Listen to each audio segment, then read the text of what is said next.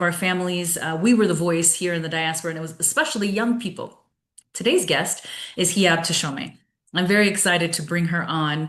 She's an Ivy League educated Tigrawaiti who studies and works, and her work focuses on public health, social justice. She's an advocate for all marginalized people.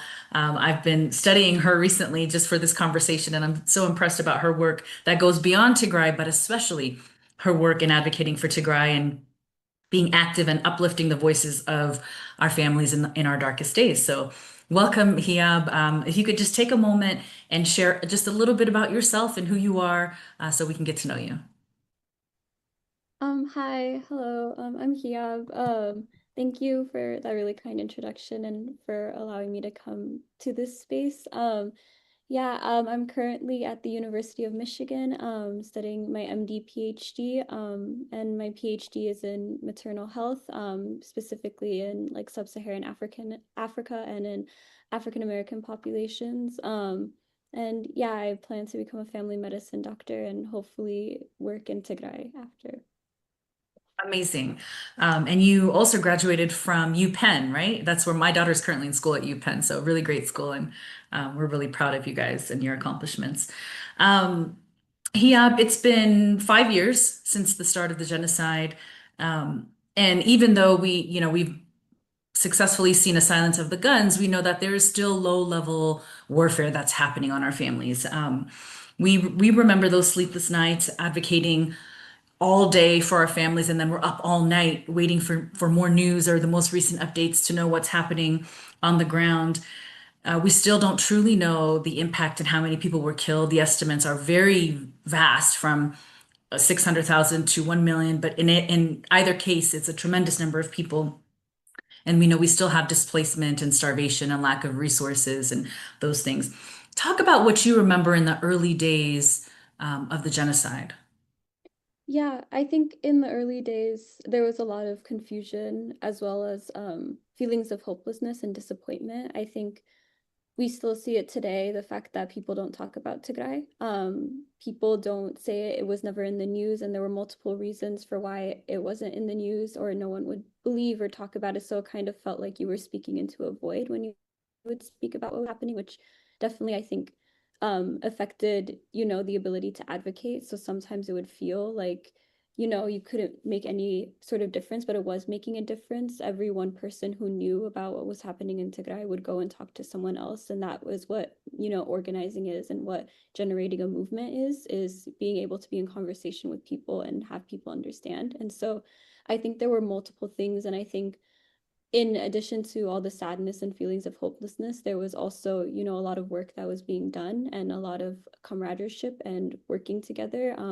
People were coming together across many different age groups, across different, the whole world, the United States, also in Europe and Canada, were coming together because there was a central, goal and a central mission, which was a free Tigray and a Tigray that was free of genocide. And so in addition to that feelings of despair and that disappointment of, having to fight back so hard, there was also a lot of like co-working and working together to make a difference. And that was, beautiful in a sea of despair and sadness, I think. Absolutely. You said something really important. You said there was a central goal and a central mission. And so it was easier for people to organize and gather around because it was clear and everyone had the same end goal. I think that's important in the context of today's conversation that we're going to have. Um, you know, there's still no journalists allowed in Tigray, and there's still many active groups, many that are far more active than I am, even at this point, who are doing really good work in their wherever they live in this world, but here in the United States where I am, and the conversations are continuing with lawmakers. And the one thing that I say when people ask me, um, hasn't isn't it over? Isn't the genocide over? Everything's back to normal. And I always say, until you allow free and unfettered access, especially for journalists, international journalists, it's not over because you have something to hide. And that's how you'll know that we truly are that the genocide is quote unquote over when you actually have access and people can come in and report on what is happening And we don't have to, smother out information in the different ways that we do. And Tagato have done a really great job. Excuse me. We know all the UN mandates have expired. We know that 80% of the Tigrayan economy is still collapsed. We know that there's renewed talks of war that will play out in Tigray. Tigray will be the battlefield, even if we're not a central cause of this new war that's coming. There's a lot of fear. What should we be focused on right now? You talked about we had a central goal, we had a central mission before. What should we be focused on right now, or what are you focused on right now in your work with Tigray? I think there's two parts to this like question, which is like the immediate and also the future. So right now, immediately, we understand that the conditions are nothing has changed. And the horrificness of peace deal is like what you said, which is that people believe some like it's ended and people believe that there isn't a genocide, but that isn't true. The genocide has just manifested in different ways and in horrific ways. We know what's happened to the women, boys, and girls and children, the sexual and gender-based violence. We know what's happened to the healthcare systems. We know about the constant starvation that's existing. And so there's the immediate goal, which is that unfettered humanitarian access and being able to provide access and food and supplies to keep people alive, and give them their basic necessities, which is, I think, the immediate like need that is necessary for our families to stay alive in these horrific conditions. And then there's the secondary goal, which I think is like the long-term end goal, which is self-determination and independence for Tigray. And I think some of the questions that we need to start asking ourselves is we understand that these systems like the UN, like the World Health Organization, the United States are not here for us. They operate on their own interests. And we've seen how across the world, not just in Tigray, but in Palestine and in Sudan and Congo, how these systems actually uplift and are complicit in genocide. So I think reframing conversations to be more so about what are we going to do as people to build movements across, not just like what's happening in Tigray, but what's happening everywhere else, this rise of fascism that's occurring. So questions like, what are we going to do together to make sure that it's not just, looking to these systems that have played massive roles and have been complicit, but oh, free Tigray that is determined for the people and by this people. What does that look like for us? How will we continue to ensure that this never happens again to our families as well as to families and peoples across the world? And I think those are harder questions to answer. And I think those are so much more difficult, but how we get closer to that is by continuing to be in communication and in community with one another and constantly talking to one another beyond, these political frameworks and these frameworks that are meant to make sure that we argue and fight and inbreak amongst one another. We can't let that happen. And our end goal is a free Tigray in which the people can determine what happens to their country and how do we get closer to that goal, I think are the questions that we need to answer. And that's a much difficult question, I think. And we're going to talk more about what liberation looks like at the end of your presentation. I know you have a formal presentation. Speaking of these international organizations, we know that really it's been called everything but a genocide. I mean, we know that all of the human rights organizations, Human Rights Watch, Amnesty International, the New Lines Institute, various governments, the US government has passed resolutions, the UK, the European Parliament, several organizations, notable organizations have said crimes against humanity and all of these things, all up and right up against genocide, but there's this fear of calling it a genocide. Why is that designation important in your opinion, or is it important? And do we need that designation in order to move forward? I think that as a community, we've gotten stuck. We're sort of stuck in the mud right now because we feel like if that recognition isn't there, it's difficult for us to keep moving forward. And in some ways, I get that because it's a validation. It's a validation of our experience and what we encountered. And in other ways, there's a legal ramification and there's a world sort of response that's required, even post-genocide, even if that's just acknowledgement and how they support in the rebuilding or that kind of thing. Is it important? There was a gathering to commemorate the 5 years in DC last week. It's a great group of people. SJT and ECDC organized that, among other organizations, Omna Tigray. And there was a big conversation around, do we need to focus on a genocide determination? So I'm just curious what your thoughts are around that designation. Is it important? And is it what we're focused on right now, in your opinion? Yeah, I think I understand, and I think it's a really difficult question to ask. And I know that different people have different thoughts of this. And I think what I look to is prior examples of like what genocide determination has looked like, right? We saw things like for Rwanda and for the Holocaust, even. It's something that's important because, as you said, right, it validates that this was something that was real and something that was happened and recognized by the international community. However, that process takes years. That process takes, you know, a lot of like legal work and it's important.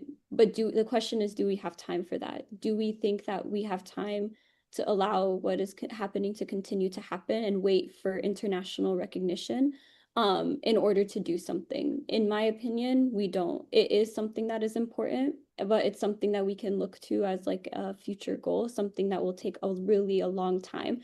But we don't need validation from the international community nor recognition from the bodies that have been complicit in this genocide in order for us to, you know, organize and in order for us to make a difference for the people and for our families. It is an important thing to do, and it's an important thing to focus on, like as an end goal and something that is important to put on like a list of like, you know, what is the things that we are fighting for. But there are things immediately that like need to happen. And if recognition from these bodies takes priority over that, it is like you said, it puts us in a place where we are waiting for others to do something when we ourselves have the power to do something through collective action and through, you know, building communities and through sharing the world, sharing what is happening, and by making people, you know, feel like this is like a movement that is important to them. And that cross solidarity. Those are the things that are important. Those are the things that can materially change the conditions of the people of Tigray right now. But things like the genocide determination, which is important for the future, it's not changing the material conditions right now. And so that is just like my opinion, but it's a very, I think, tricky and difficult thing to navigate because after experiencing so much, that's what you want. You want the validation that this is something that's real, especially when for 5 years you've been told that this isn't something that's real. But I think the questions that I like to center around and to center like thinking and framing is like, what will change things right now for the people of Tigray, and a name like genocide won't do that. It's what can we do here and reframing it so as the power lies with us and for the people of Tigray rather than these bodies. That makes sense. So I know you have a presentation, so I'm going to ask our tech people in the background to give you sharing ability or to be able to share your screen.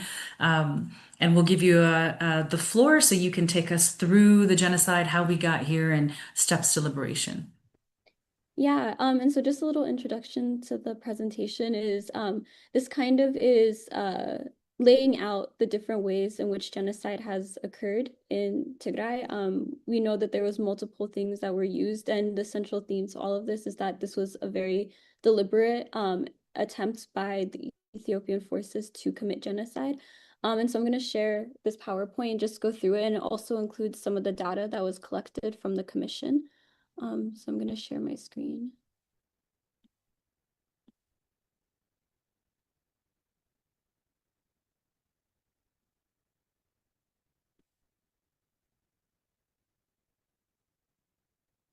Can folks see the screen? Yes, here. Yeah, Yes. thank you. Thank you. So I want to start by centralizing us in this. We all know that this is not the first time that this has happened to the Tigrayan people. For as long as the Ethiopian Empire has existed, Tigrayans have been perceived as a threat to centralized rulers, and they have been known to resist suppression and subjugation. We know that this is a central tenet to the people, that the people will continue to resist. Thus, all of Ethiopia's authoritarian rulers who have sought centralized control have employed policies aimed at weakening Tigrayan social, economic, and political structures, as well as to committing atrocities to subjugate the people of Tigray. And that is currently what we have been seeing for the past 5 years in this act of genocide is again an attempt by the Ethiopian Empire to control and eliminate the people of Tigray. So I wanted to start a little bit with kind of recounting everything that has happened up until this point and the different ways of which this genocide has manifested. And as we know, mass killings and the concentration camps have been a massive component of this genocide. Like Millet said in the beginning, we don't even know what the number of Tigrayans have been who've been killed. What has been estimated is between 800,000 to 1 million Tigrayans, which is a horrific number, and it's so difficult to even conceptualize. We know that massacres have occurred throughout the entire regions, and it's not just, the mass killings, but it's also the disrespect of human life in that the Ethiopian forces and Eritrean forces would not allow Tigrayans to bury their dead. There were mass graves throughout the entire region. And it's not just the mass killings, but also the widespread arrests and concentration camps that are existing throughout Ethiopia in order to target and to torture the Tigrayan people. And so I've included some quotes from survivors, such as they were taking them barefoot and killing them in front of their mothers. And so I included this quote in specific because it's not just the physical manifestations of genocide, but also the psychological and social destruction of genocide. And I also included another quote where from a survivor in a concentration camp where the investigators and commanders were hurling dehumanizing and hateful insults, telling them that Tigrayans should not rejoice, but mourn, cancers and threats to be eradicated. And so this shows this dehumanization of the Tigrayan people and this recognition that Tigrayans aren't, worthy of life, which is one of the central core tenets of genocide.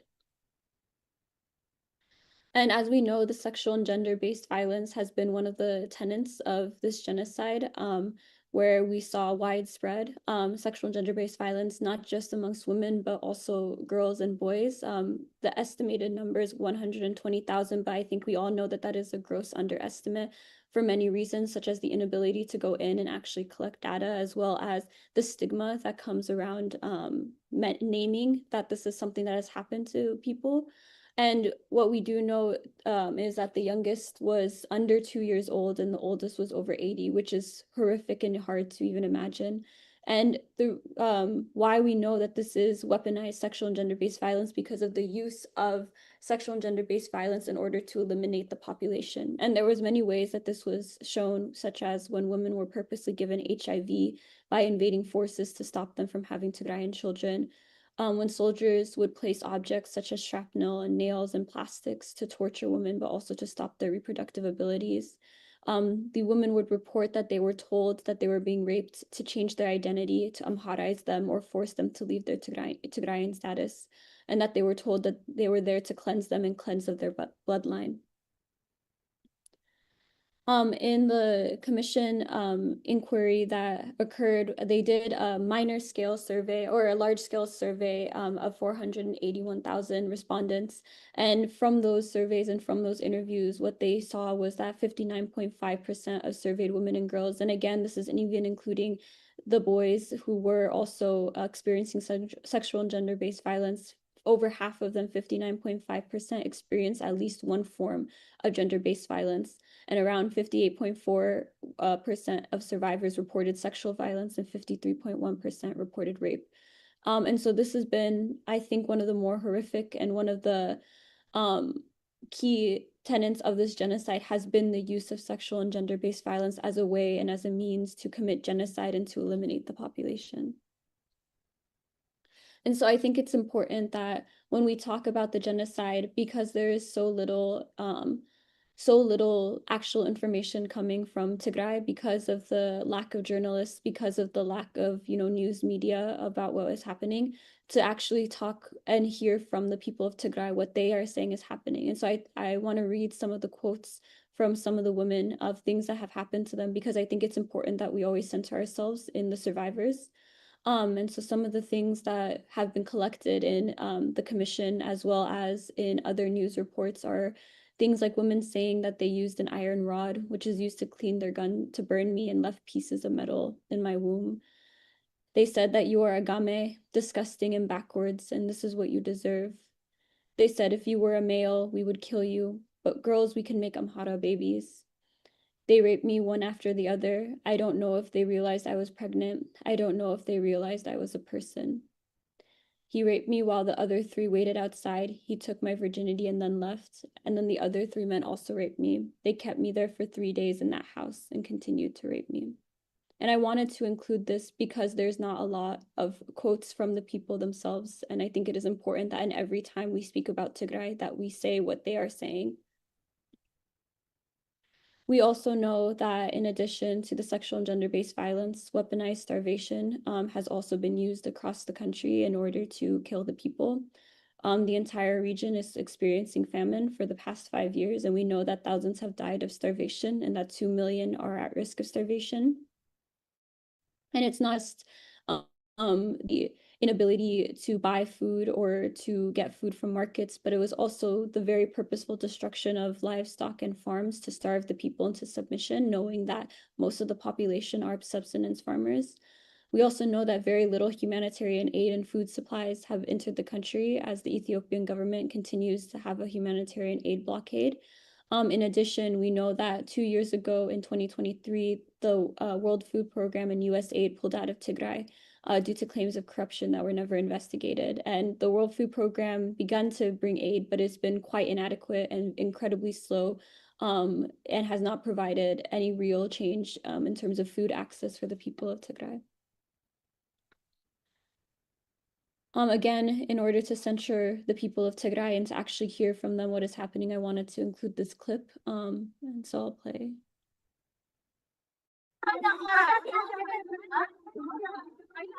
People here where they are gathering are taking holy waters. As you know that the federal government with the Eritrean troops as they blockade the humanitarian aid accesses, that the people have nothing to eat. So they are trying at least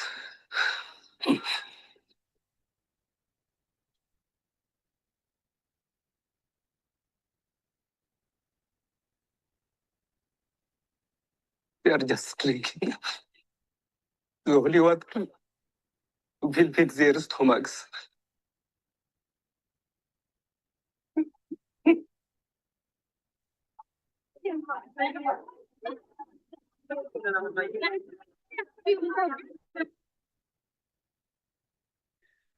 So the reason I chose this clip is one, because it's one of the few pieces of video evidence about what the hunger crisis has looked like in Tigray. But it's also the way that the people are doing anything in order to stop this feeling of hunger, which is an all-consuming feeling. And the thing about weaponized starvation and the thing about mass starvation like this is that it is not just the feeling of hunger, but it's also the psychological and mental toll and the way that it affects entire communities and the long-term generational impacts that starvation has on a population. We also know that the displacement crisis has been quite horrific. We know that there are over 70,000 refugees who are able to escape into Sudan, where they are currently living horrific and experiencing a second genocide and lack of aid and food security and housing insecurity.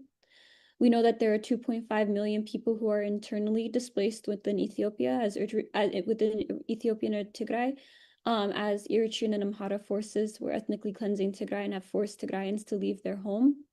We know that there's been a violent reincorporation of Western Tigray into Amhara and is now under the illegal control of the Amhara regional government, such that Tigrayans are told that they will be killed or forced to claim Eritrean or Amhara identity.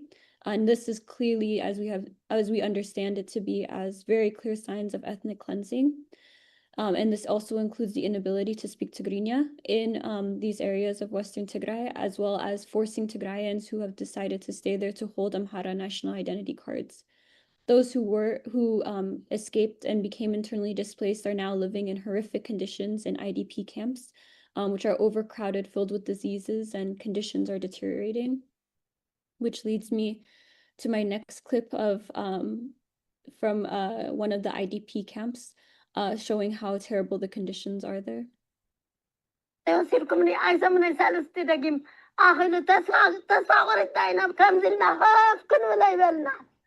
كزاب حجو نصنح يبلنا نزميرنا خنقرم ينازورنا 3 عامات ملو بخفعة بشقرني تقرنتي ما كتبها الكلا تقرني لي خنجي على الزخر كنت حميمو دوكي سؤال هذه أبايد أفتح هنا خندني تعاتبني تعاتب ببدع أنتم كنتم تسفح بعتي حيلتات أمحارة جمرة زي زاري قعزو تمزابلتي زوبا معراب تقرأي تفترعون سب سرحن صقمات توسيقو መዓልታዊ ሞት ሕማም ስቅያት መግለፂ እዞም ማዓስከራት ካብ ምዃን ሓሊፉ ህዝቢ ከም ህዝቢ ኣብ ከቢድ ሓደጋ ብርሰት ወዲቑ ከም ዝርከብ እዩ ዝግለጽ ዘሎ ኣብ ከተማ ሽረ ዝርከቡ 18 መፅለሊ እዞም ተመዛበልቲ ድማ ዝሓመመ ዘይድሕነሎም ዝጠመየ ዳግም ንከይረአ ብሞት ዝፍለየሎም ኮታስ ድምፂ ቃንዛን ህቕታን ዝዓሰሎም መንደራት ተመዛበልቲ ኮይኖም ይርከቡ እዚ ዘይዛሪ ጉዕዞ እዞም ተመዛበልቲ ክሳብ መዓዝ ዝብል ድማ ሕቶ እዞም ወገናት ኮይኑ ሕዚ ኣብ እንርከበሉ ኣብ ከተማ ሽረ ብዝወቕዐ ሓያል ዝናብ ድማ እዞም መዕቀቢ ተመዛበልቲ ዞባ ምዕራብ ትግራይ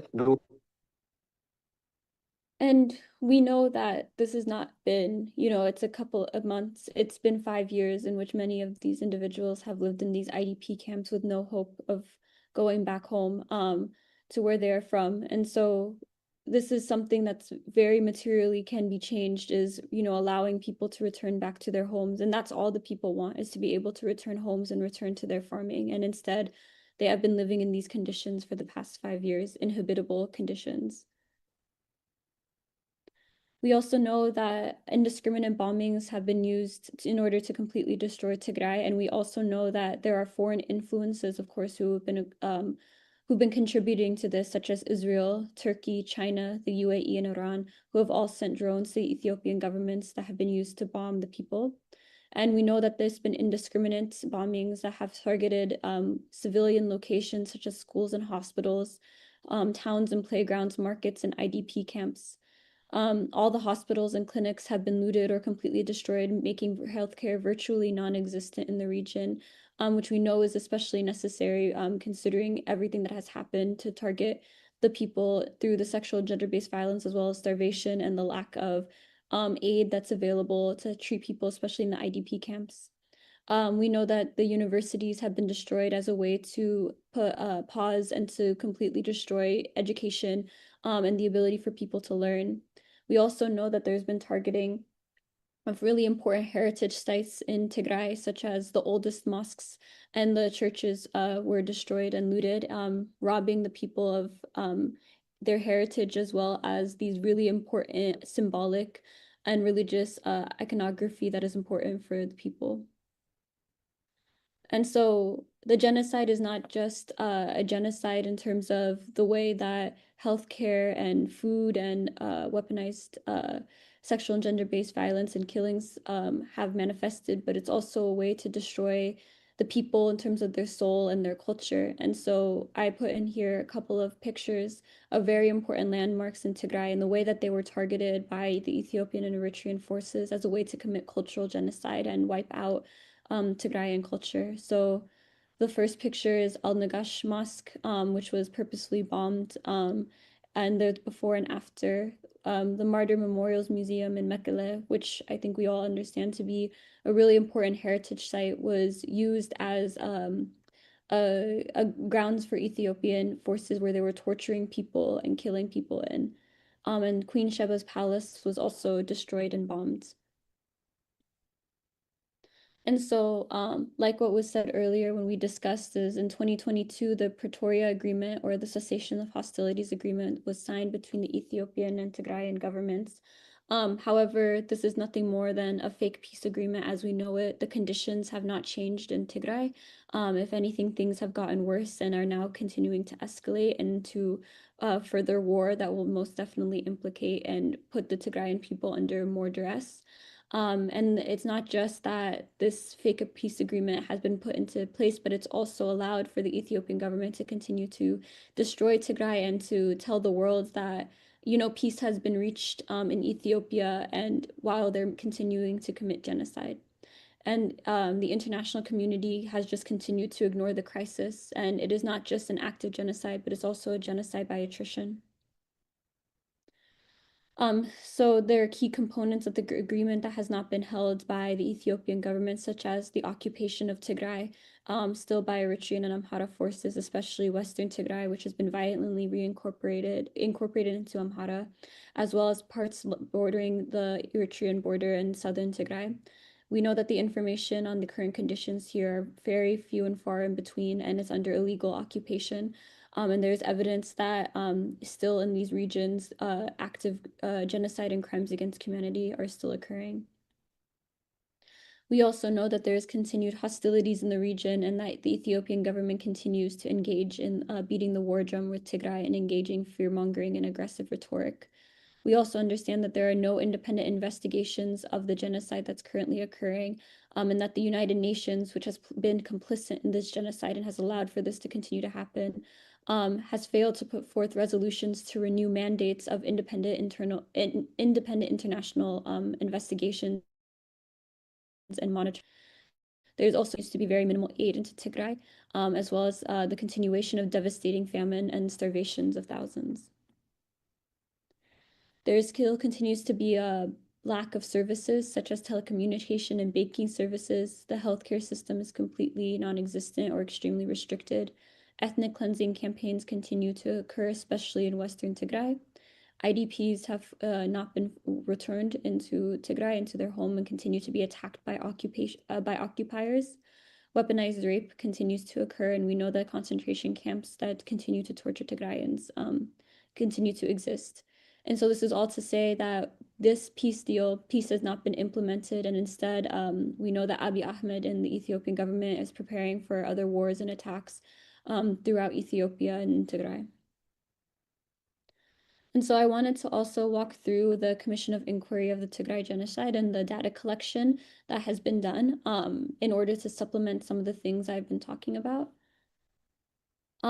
So the Commission of Inquiry on the Tigray Genocide report studied what actually occurred in Tigray between November 2020 and August 2022 and tried to quantify it in terms of monetary as well as like the land that has been destroyed, and just also like very quantifyingly what has happened in Tigray. And so if we look first at the public infrastructure realm to see what has happened, a total of $5 billion worth of destruction has occurred across 5 sectors, which is very hard to even imagine how much destruction that would be, but it's completely obscene. We also understand that the main actors that were responsible, of course, are the Ethiopian National Defense Forces, the Eritrean forces, and the Amhara forces. In terms of specific sectors, the water, sanitation, and hygiene, a total of $1.87 billion have been lost or damaged. The extent of damages are horrific. 71% of rural water schemes have been damaged, 75% of motorized and urban systems, as well as 3.6 million people have lost their ability to have reliable water sources. We all know that this is very intentional destruction that was done in order to completely immobilize the people of Tigray. And what this has led to is waterborne diseases, collapse of irrigation, severe impact on food security, as well as institutional and governance systems heavily disrupted. And so the commission recommended that focusing energies into repairing these systems would transform the ability for the people of Tigray to be able to live in a sustainable way. In terms of transport, $610 million of damage and $858 million worth of losses have occurred to the transportation systems in Tigray, including the destruction of roads and bridges, as well as the very intentional destructions of fleets. This has led to market cutoffs and supply chain collapses, as well as the transport costs soaring. In terms of municipal services, $187.4 million worth of damages and $597.1 million worth of losses, including municipal offices burned and looted, as well as vehicles destroyed. And urban housing and public housing projects have been very heavily affected and targeted. In terms of energy, $668 million worth of damages and $482 million worth of losses. This is mostly manifested through the destruction of transmission lines and distribution networks, as well as wind farms and hydropowers that were really powerful before the genocide and providing energy for the people of Tigray. This has caused long-term blackouts as well as economic paralysis in the region. As we know, it's been very difficult in order to maintain communication services throughout Tigray, and has also severely halted electricity-dependent services such as healthcare and education, and business and communication. In terms of media and telecom, $63.6 million worth of damages, as well as $262.6 million versus losses. Key affected systems were the Ethiopia Telecom Northern Region, as well as broadcast systems, wireless networks, power equipment, and service vehicles. what this has led to is documentation of the lack of documentation of the human toll of genocide, making it very difficult to document the genocide as well as killings and injuries, and as well as the direct targeting of journalists, like we said in the beginning, and disappearances among media and telecom staffs, as well as the communication blackout was used as a tool of war and allowed for this genocide to go and continue to undergo under complete blackout. In terms of natural resources and the environment, the total estimated damages and loss is $46.58 billion, and it's across many different environmental structures such as soil and water, forests, wildlife, ecotourism, pollution and waste management, livestock, as well as even fish and bees and crop varieties. The war has caused heavy contamination of soil. 89% of soil samples had toxic chemicals in it, making it impossible to essentially even grow food in this soil. Soil erosion has also taken into effect, and as we know, the people of Tigray are for the most part subsistence farmers, and so by destroying the land, you destroy the ability for the people of Tigray to be able to feed themselves. We know that this is going to cause long-term soil infertility, as well as the deforestation and destruction of wildlife and the collapse of ecosystem balances and loss of biodiversity. In terms of the productive sector and livelihood, this war has caused catastrophic destruction across all productive sectors in Tigray, specifically and especially, like I said before, agriculture and livestock, as well as labor and inputs and finances, leading to a complete system collapse and inability for the people of Tigray to develop an income, produce for themselves, and has led to famine-like conditions as well as incredible displacements. So we know in terms of households that households are experiencing a collapse of income, extreme food shortages, depletion of savings, inability to access markets and jobs.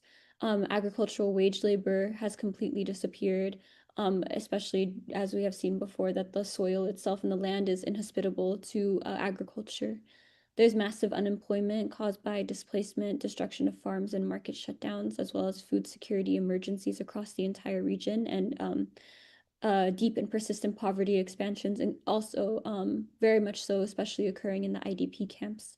And this is going to take many, many years to recover household assets, agriculture, livestock, and the rebuilding of financial systems and governmental institutions. And in terms of the loss of social sector, there's been an estimated of $10.86 billion areas being healthcare, social welfare, and community services, as well as cultural heritage and religious institutions being significantly destroyed. And so in conclusion, if we total up just even the monetary value of what has been lost in this genocide, billions and billions and billions of dollars have been lost. And it's not just the money, but it's also the years of development that has been inputted into Tigray has been completely gone, which means that what recovery looks like is going to take years to bring Tigray back to what it was before the genocide. And we understand that this destruction was deliberate and was an attempt to destroy Tigray as a whole and wipe it from the face of the planet. And rebuilding is not just the monetary and engineering and economic rebuilding, but it's also obtaining justice and providing psychosocial support for the people of Tigray. And so I think for me, it's important that we center what does it look like for a truly liberated Tigray. And the things I think about are immediate true ceasefire and actual implementation of the agreements, unfettered and unrestricted humanitarian access, full verified independently verifiable removal of Ethiopian, Eritrean, and Amhara forces, protection of Tigrayan refugees and asylum seekers, release of all political prisoners, the establishment of all telecommunication, internets, as well as news, independent investigations into all war crimes and acts of genocides, which speaks to the naming and official recognition of this as being a genocide, reparations and accountabilities for all war crimes, including and not limited to extrajudicial killings, sexual and gender-based violence, and the use of weaponized starvation. And to me, the most important is an independent Tigray and a self-determination of Tigray. So thank you. That's the end of my presentation. sharing my screen. Thank you, Hiab. That was beautiful. I want to invite people to put comments, or put questions in the comments if you have any. One of the requests was to have a copy of this presentation. I think it's just beautiful how you consolidated so much, condensed it in a way that's really digestible. So maybe VIT can put this on their website or make it accessible for folks who'd like to look at this later or reference it later for other work that they're doing. There was another comment that was left that said the new estimate by CITG is 286,250 out of 481,201 experience at least one form of gender-based violence. And I think that's an important figure. First, I just want to say something about the Commission of Inquiry on the Tigray Genocide, in that this, I don't know if we call it an institution or this group or this collective, has had to fight to share the true numbers of what actually happened in Tigray, because the government, I don't even know if we call them a government, but the central government wanted to downplay what the actual damage was in Tigray to international partners and people who will help rebuild. And this group has done a really good job of actually documenting and fighting to say, no, no, it's actually billions of dollars in damage, and here's the true impact of what has happened to us. So I want to give them a shout out for that very hard work that they're doing in order for the truth to be told. And related to that number around gender-based violence, I think a lot of us, at least I was shocked to see the true number, and I still don't know if it's a true number, but an even larger number in terms of the impact of of people who were sexually abused in this war, the gender-based violence. And when we're not talking about just a woman being raped, we're talking about rape factories, hospitals turned into places where women were repeatedly gang raped. So it was the most violent form of rape that you can imagine. So I was doing a little bit of math, and it looks like 3 out of 10 women are reporting that they were sexually assaulted, not just gender-based violence, but actually sexually assaulted or raped. So the numbers are much more staggering than I think we really understand. And so kudos to everyone who's doing the good work. I do want to just briefly talk about just ask you a couple questions, and then we're going to wrap the conversation up. I know it's been a long hour. You talked a lot about what we can control, like focusing on what we can control as opposed to waiting for some foreign government or some whoever NGO to come and save us. And I think that's a really powerful concept to think about. And as a people, being able to look at what can we do better, where can we self-correct, what can we, all of those things to protect ourselves. So I'm curious what you think is an easy thing. You gave us the list of the liberation list, I'll call it, of things that, we can do to truly be free. What are things that just on the most basic level we can do? And I'll give you an example. In my example, it's a little bit controversial, and I apologize if I offend anybody, but during this 5-year commemoration that we had in DC, there were some really powerful women there who have been doing work around understanding what has truly happened and supporting women and girls. And there is a sentiment among young women who have been abused, who have been raped, that they can't come forward. For many reasons, we know that culturally and things, but those who have come forward, who are brave enough to say what happened to them, have been called names. And obviously this isn't wide scale, but it's happening.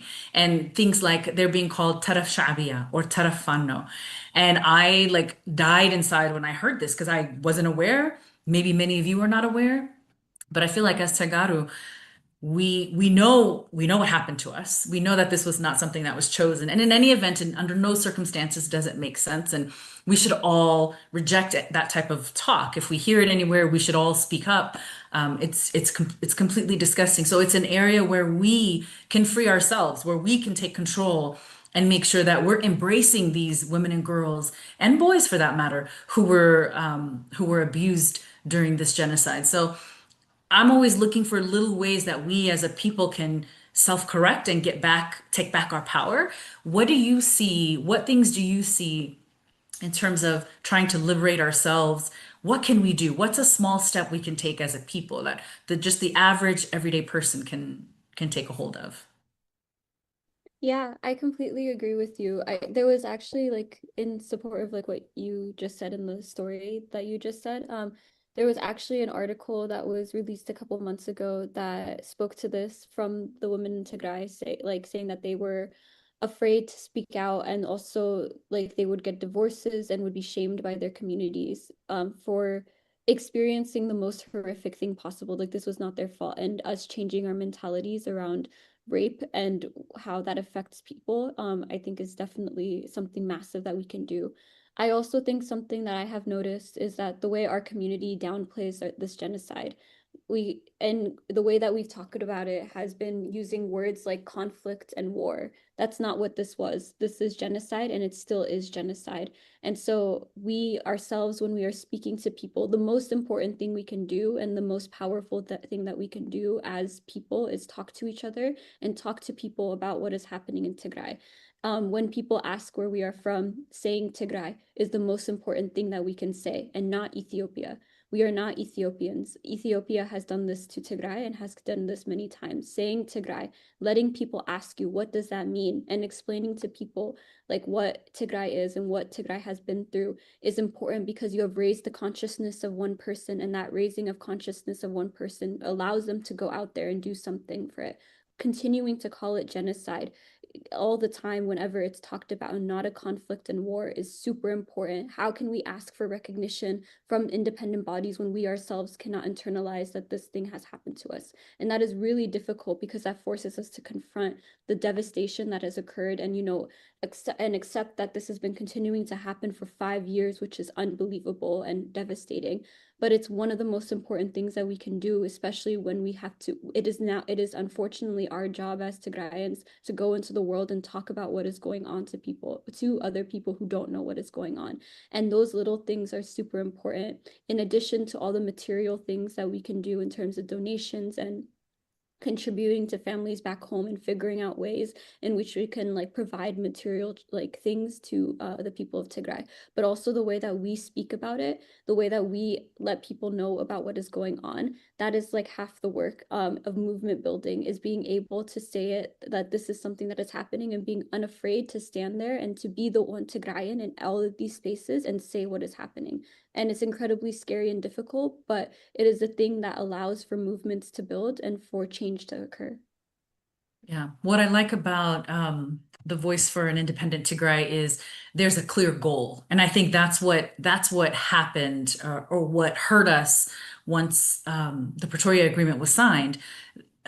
The goal post kept moving. No one was really sure, like, okay, what's our goal now? Where are we headed? And I think that's what's good about this organization is there's a clear goal about liberation.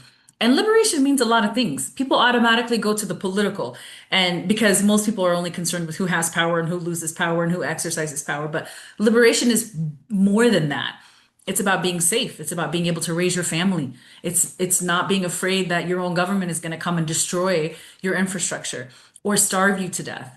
Liberation is it's about justice. It's about, it's about much more than just political self-determination, even though we know that's where most people go, that's where most people focus, but it's so many more things. Hiab, are there any final last words that you'd like to share or anything that you would like to add before we begin to close out today? I just want to say thank you for letting me come into this space. And yeah, I think this has been a long and hard 5 years, and we can't give up. We know what is happening back home and to our families and people, and we cannot give up because what they have experienced has been horrific. And it is our responsibility and our duty to provide in any way possible and to be voices for the people who unfortunately don't have voices. The people are still fighting back. The people are still resisting. They're continuing to protest and they're continuing to fight. And so we should do the same and take power and ground ourselves in that all the time. And so, yeah, thank you so much for letting me be here today and speaking. Thank you. It's an absolute pleasure, and it's very powerful to see young people take the helm and really lead the conversation and the discussion. So thank you for doing that. Thank you to VIT. I just want everyone to know that the next presentation on diplomacy is scheduled for Saturday, December 6th. Same time as today. So please be sure and tune in for that conversation. One of my favorites, Ato Mesfin will be leading that conversation. It will be a good one, so please tune in for that. And to close us out, I'd like to invite Professor Berhanu Gabres Gabier to the floor.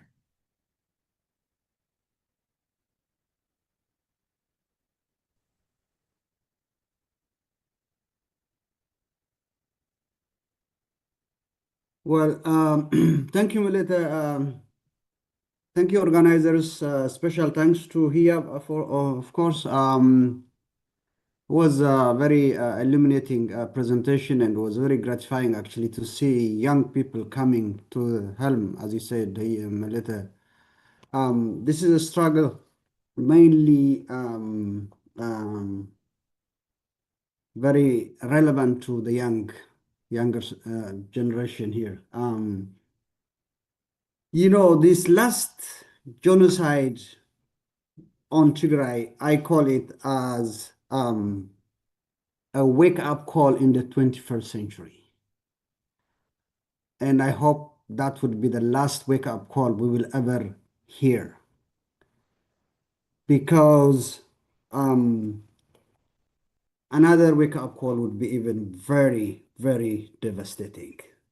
But we will make this the last wake-up call we will ever hear only if we act together and act resolutely for independence. I'm saying this, by the way, because I think we should be absolutely clear in our mind that the adversaries that we are confronting are out there at our identity. They're out there to destroy our identity. What's at stake now is actually Tigrawaynnet. Our culture, our history, our demography, our territory are all targeted for destruction and destruction forever. So this is time for us to act together and to act decisively for a historic change in Tigray. The struggle for independent Tigray is, of course, it's a struggle where everyone has to contribute. But again, I would contend that this is especially so for the younger generation. It behooves the younger generation to carry the torch of independence to victory, because tomorrow's Tigray belongs to the younger generation, mainly. And tomorrow's Tigray has but one option, and that's independence. In my view, a sensible analysis of economic and social and political issues must be based on theoretical grounding, empirical analysis, and historical experiences and lessons. VIT, as Melita tried to say time and again before, VIT bases its struggle for an independent Tigray on these pillars of analysis. The literature on the theory of independence is abound with books, journal articles, offer rich conceptual models and frameworks to guide our thinking about independence. The empirical literature presents a body of evidence on the causes, processes, and determinants of successful independent movements and lessons from failures. History is a powerful educator. Failure to learn from history, especially from our own history, is a sure way of falling into the same pit over and over again. And Tigrayans, we actually should reflect on this very seriously, because perhaps, in my view, we may have failed so miserably on learning from our history, and that may be the reason why repeated genocides have been carried on ourselves. I joined VIT because its vision of independence is not born out of hatred for any people or intention of vengeance on anybody or mere chauvinistic nationalist arrogance.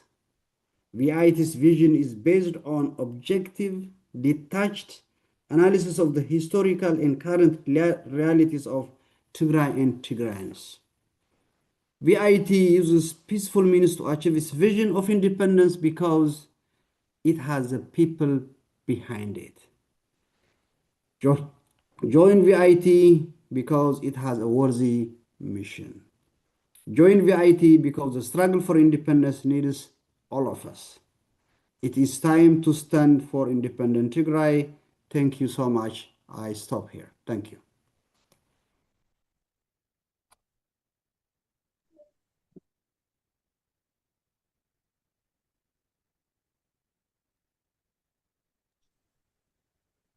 Dr. Gide.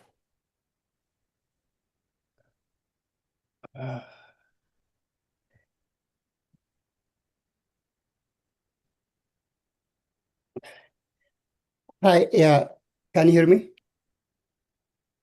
Yeah. Yeah, thank you so much, the Hiyab, the presenter, and the moderator, Melita. You proved the VIT coordinating team right. We always have the belief that the youth should come to the front line. From what you did today, we learned something. You accomplished a lot in just 1 hour. Please get organized independently. The youth work independently because you are creative and innovative. We need you to lead the movement. The youth, the organization of the youth matters a lot in this struggle. So, but I think, Melita, maybe if you can give people the chance to ask a few questions, if there is some burning issues they want to address, that will be great. Otherwise, thank you so much. Yes, I wasn't sure. I know we went over on time, so I wasn't sure if we could continue. Hiab, are you still available? I'm not sure if she's still in the chat. Oh, she is. Okay, great. There are a couple of questions. I'm just going to go maybe in order because I don't think we'll be able to get to all of them. One of the questions is, what is the biggest obstacle right now to Tigray achieving justice, self-determination, and what concrete steps is VIT as an organization realistically aiming to take in the near future?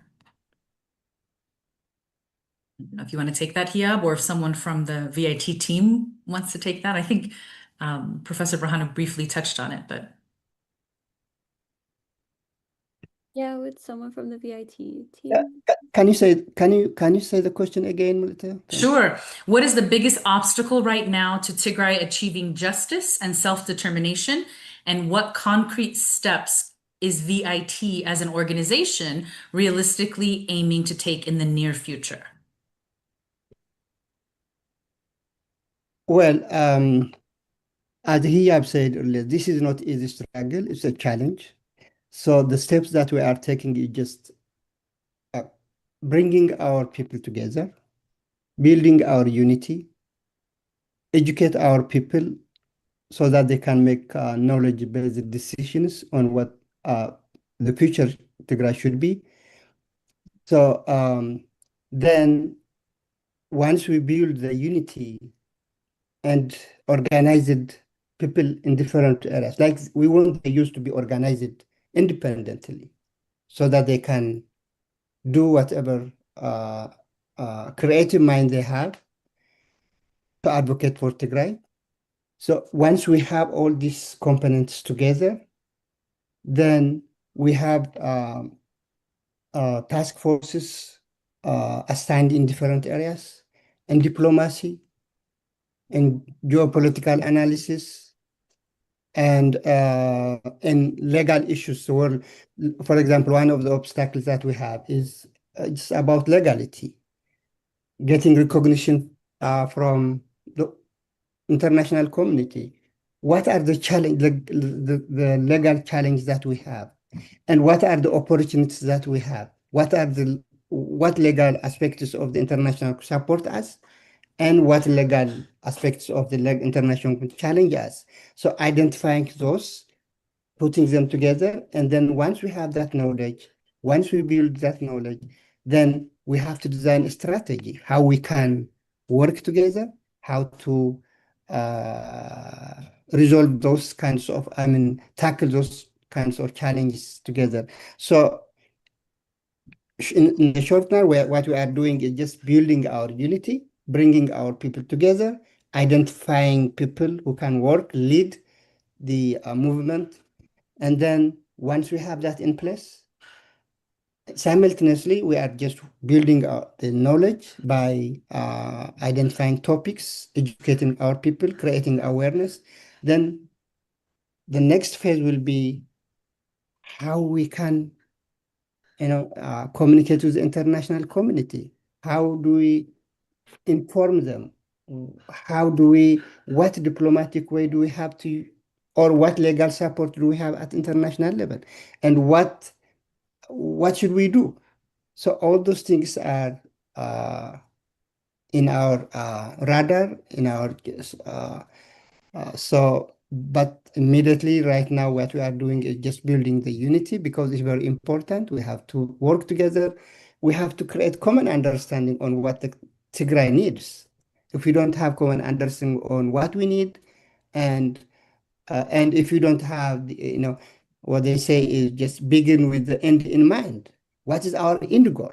We have to know that the end goal is we have to, whether based on historical issues or what happened recently, we have to, determine what our goal is. That's why VIT decided, okay, I think the end goal should be independent. Otherwise, we will not live in the same vicious circle.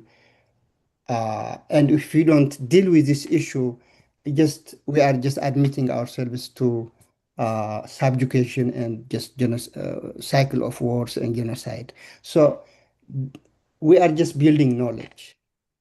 Then who decides at the end of the day? It's the people. We don't have the decision power. It's the people who can decide what the future Tigray should be. But as to us, we have to educate them so that they can make informed decision on their future and any other just issues like that. So that's what we are doing. Yeah. And I'm just going to do two more questions because some of them are similar. But one is, I think it's actually a very good question of why are we doing this? Why are we giving ourselves a reminder of what happened at the start of the genocide until today? The question, I think Hiab, you can, and I'll support you on this, but the question is why? Why are we going through all of that? Maybe even re-traumatizing ourselves. Why was that important to get to that conversation about liberation? Yeah, to me, I think it's important to remember what has happened. And I think that it's important that we always use that to ground ourselves in order to think about what a future can look like. I think I said earlier that one of the big things that I've noticed in our community is that sometimes we forget how bad it was, and we use words like conflict and war that undermines what actually happened as genocide. And I think it's important that we ground ourselves in the horrificness of what has happened because we need to stay united.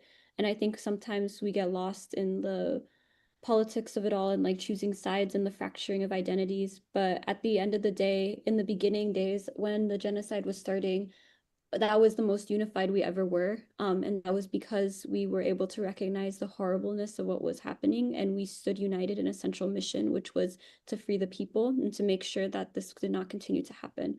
And I think it is important to remember that and to recenter ourselves in that, because I think that we have been very split. And I think that we'll only make it through and we'll only be able to survive when we are united and when we work together and we remember that at the end of the day, it's the people and what they have suffered that we should be fighting against, and not each other. And so, yeah, it's horrible to relive and remember and to have to keep reliving this right now. But it is important when we think about the future and how we want to orient ourselves, and how we plan to actually have a movement that brings real change. And I'll just add to that, there's a term called Sankofa. It's a Ghanaian word, and it basically means to move forward, you have to look back. And I think that as a community, we present superhuman which is a problem for Tagaru. It's almost like, well, we can take it, we can handle it, one person kundishihina, or what, all the sayings, all the things that we say. But in order to move forward and be stronger, we have to deal with what we experience and we have to remember what we experienced. How many times we've learned about the Holocaust. I grew up in the United States, and almost every other year we hear about the Holocaust. And even in trying to stand up for the rights of Palestinian people, we were reminded about the Holocaust. Not to say, to me, those things were not, they were different. They're two different conversations. But the point is, you have to be able to continue to remind people of what happened. We can't continue to be a chin up culture of just take it and move forward, forget about it. Let's just act like nothing happened. Everything's okay. You have to remember. And if you're grounded in that, if your roots are strong, nothing can knock you down in your vision and in your end goal. And so I just think you have to look back in order to move forward. And we have to let go of this facade of being this superhuman people, even though we've seen Tagaro do pretty amazing things with very little. And whatever your beliefs are, I say thank God, but whatever your beliefs are, we have to recognize that for things to be different, we have to look back and we have to deal with it. So and also the common messaging. I think looking back at that and talking about the future gives us an opportunity to figure out what is our messaging? How can we talk about this? How can we move forward in a way that's productive? Another question is, and maybe this is for VIT, is what steps is VIT taking to ensure that the independent movement reaches critical mass of supporters rather than being driven by only elites or activists? That's a great question.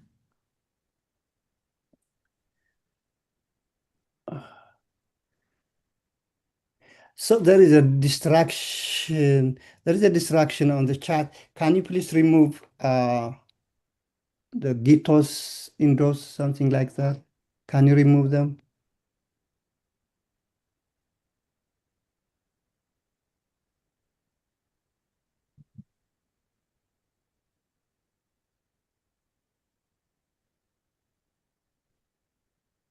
Yeah.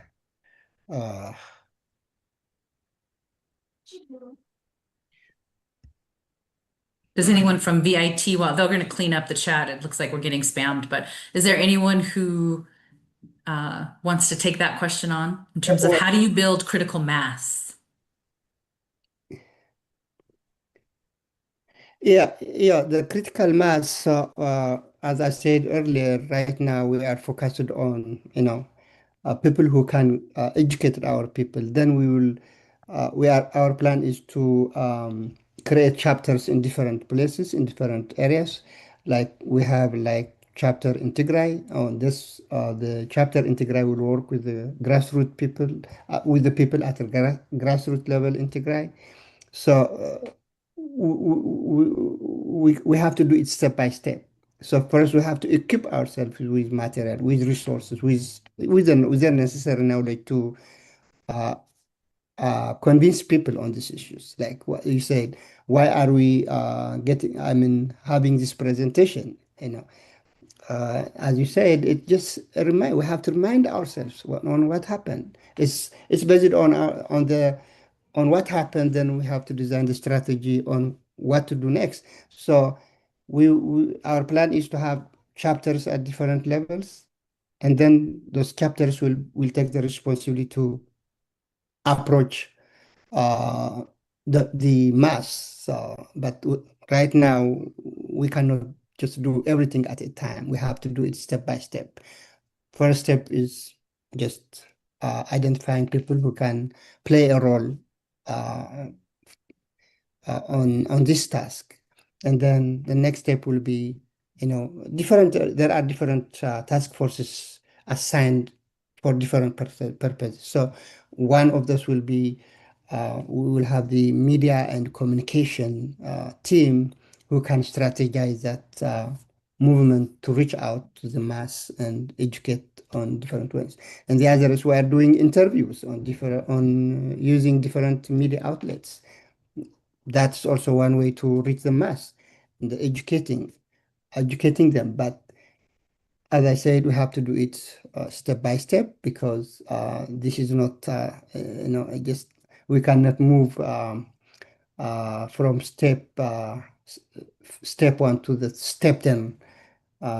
Just right now but we have to. And there is another question that says, I think from President Ta'ama, where what's your relationship with the independent party registered in Tigray or in Ethiopia? Well, as Melita said earlier, I think we are non-partisan. We don't have any special tie with any political organization, but its order is open. Any political organization or individual or any person can join us as long as they believe in the mission and the vision of VIT. That's independent Tigray. So the party in Tigray is a party that's running for power. We are not for that. We are just advocate. We are advocating Tigray should be free. We are educating our people to make informed decision. We don't have any political power, or we don't contemplate any political power anytime, right now, in the future. Yes, this is advocacy, focused on educating people to make informed decisions. So we don't have any relationship with any party. We are non-partisan. Okay. That's amazing. Well, again, I want to thank everyone for your time. Thank you, VIT, for organizing the conversation. Thank you, Hiab, for the amazing presentation. And we look forward to seeing everybody next week. Thank you, Melissa. Thank you. Thank you. Thank you. Thank you. Thank you so much.